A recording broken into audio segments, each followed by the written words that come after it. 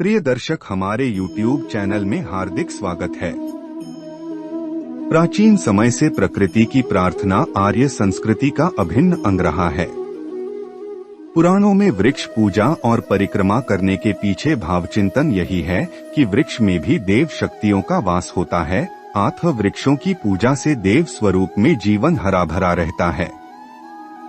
अपने शक्तिशाली भावों के माध्यम मनुष्य जीवन में सुपरिवर्तन की क्षमता से युक्त होते हैं। सैकड़ों तरह के वृक्षों में सर्वश्रेष्ठ पीपल और वट वृक्ष देव शक्तियों से युक्त होते हैं। वट वृक्ष त्रिमूर्ति देवों का प्रतीक है। इसकी छाल में विष्णु, जड़ में ब्रह्मा और शाखाओं में शिव का वास होता है। जिस प्रकार पीपल को विष्णु जी का प्रतीक माना जाता है, उसी प्रकार वट वृक्ष शिव जी का प्रतीक है। बाल मुकुंद का स्वरूप धारण कर भगवान विष्णु इस वृक्ष के पत्ते पर शयन करते हैं। पौराणिक मान्यता है कि यह पवित्र वृक्ष सृष्टि का परिचायक है। वाल्मीकि रामायण में वर्णन है कि भारद्वाज ऋषि ने भगवान राम से कहा था, नर श्रेष्ठ, तुम दोनों भाई गंगा और यमुना के संगम पर जाना, वहाँ यमुना के पार उतर जाना। आगे बढ़ने पर तुम्हें बहुत विशाल वट वृक्ष मिलेगा। वह चारों ओर से दूसरे वृक्षों से घिरा हुआ होगा। उसका नाम श्यामवट है। उसकी छाया में बहुत से सिद्ध पुरुष निवास करते हैं। वहां तुम सभी को सीता सहित आशीर्वाद प्राप्ति की प्रार्थना करनी चाहिए। पाराशर मुनि के अनुसार वट मूले तपोवास अर्थात वट वृक्ष के नीचे बैठकर मंत्र जाप, पूजन, तप साधना सिद्धि प्राप्ति में सहायक है। साथ ही यह सभी मनोरथों को पूर्ण करने वाला है। वट वृक्ष दीर्घायु व अमरत्व बोध का भी प्रतीक है।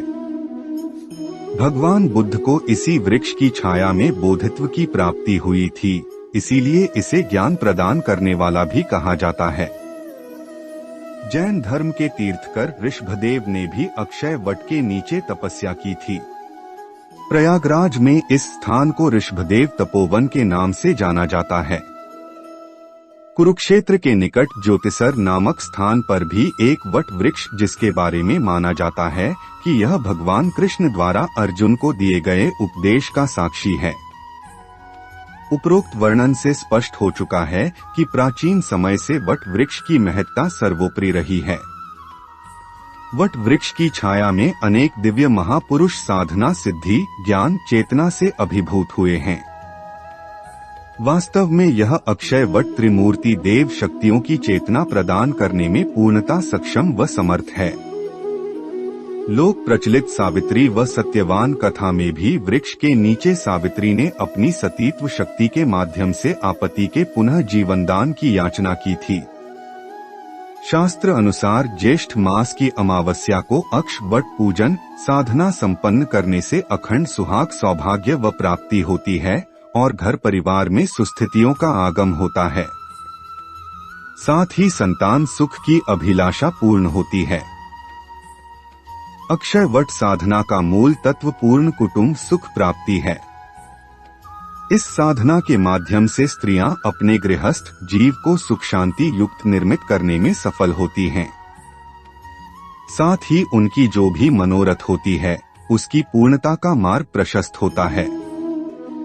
परिवार में श्रेष्ठ प्रेममय वातावरण निर्मित होता है। इस साधना के माध्यम से पुत्र प्राप्ति या उसके उन्नति, प्रगति, रक्षा की कामना भी सिद्ध होती है। साथ ही शिवगौरी सौंदर्य सम्मोहन सौभाग्य शक्ति की प्राप्ति होती है।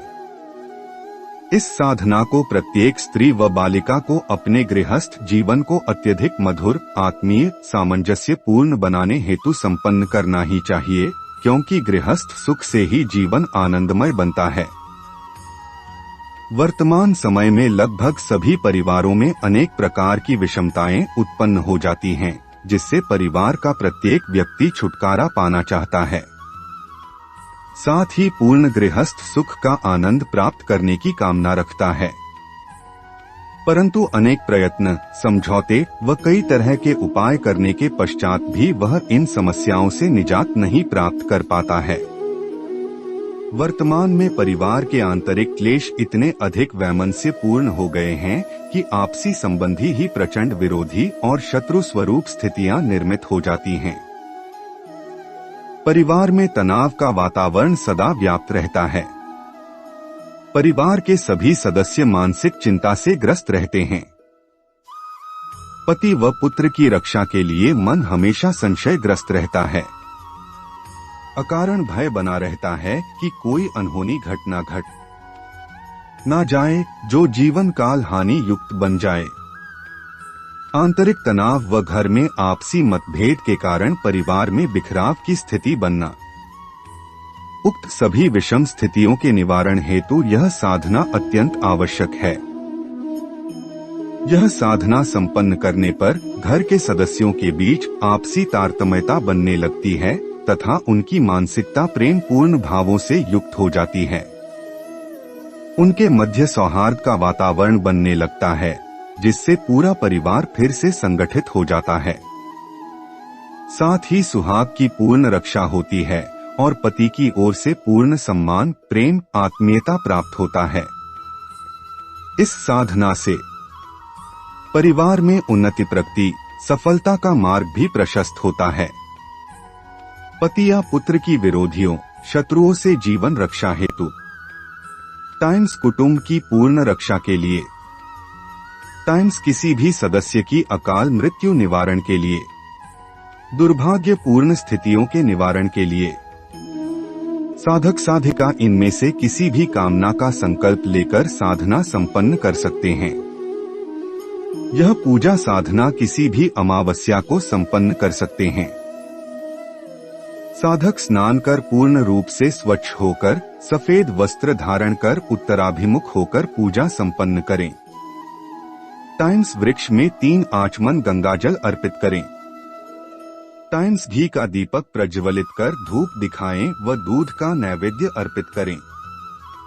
वट वृक्ष पर सिंदूर का तिलक लगाकर गुलाब का पुष्प अर्पित करें।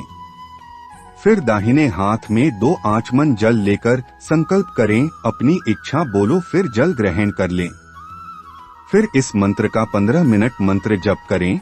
यह मंत्र आप जितना ज्यादा और करना चाहते हैं वह भी कर सकते हैं।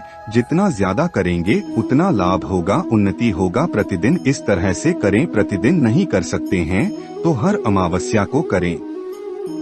मंत्र श्री अक्षय वट पंच कामय गृहस्थ सुखाय सावित्री शक्तिये नमः। इस चैनल का मकसद यही है, सनातन धर्म के प्राचीन रहस्य ज्ञान आप तक पहुँचे। उम्मीद है यह प्रस्तुति पसंद आई है। कमेंट में हर हर महादेव लिखें और ऐसे ही ज्ञान भरी बातें जानने के लिए हमारे चैनल को सब्सक्राइब करें, लाइक करें। धन्यवाद।